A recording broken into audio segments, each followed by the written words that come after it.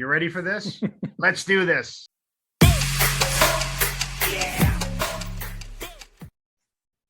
Hey, welcome to the Blue Line. I'm Alf De Blasis. This is Mark Fera, Toronto Maple Leaf guy, and this is the TBL podcast.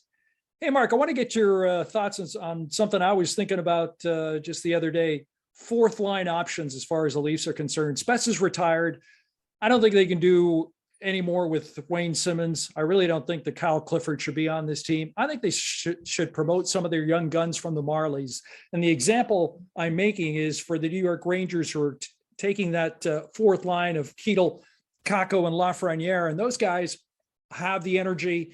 They create chances, and they're all young guys, and they've got a promising future, and are going to be a big part of that team, I think, in the future.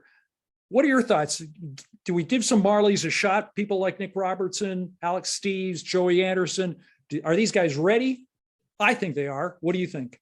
Well, I mean, it's interesting your comparison to the New York Rangers, and that's how the New York Rangers draft has worked a little differently than the Toronto Maple Leafs, because the Toronto Maple Leafs drafts had much more of an impact early on and right away in their career, getting Matthews, Marner, Nylander. People are complaining about all these power forwards, but that's a product of good drafting.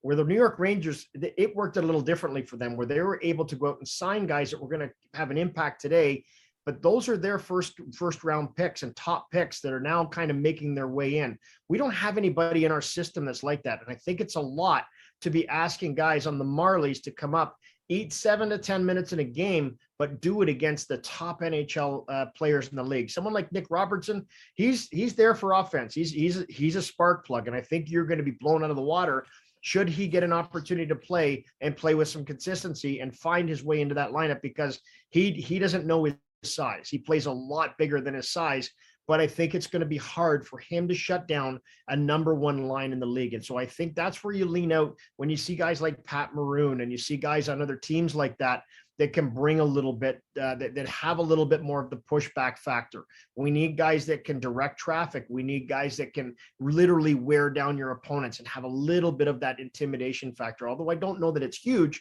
I think that we want something that's going to fear them going into that corner, right? And make it hard for those big defensemen in front to clear them out, right? And so, I think it's a little different option. I'm not sure that I see anybody on this Marlies team, but you never know what could come between now and the fall. That's right. And they've potentially got other players coming through the pipeline and potentially can, work their way into the roster once they get into the rookie camp and on in preseason. Hey, that's my view. That's Mark's view. Let us hear your view on the Blue Line. We're on the Blue Line official on all socials, so check us out. Let us know what you think. Subscribe.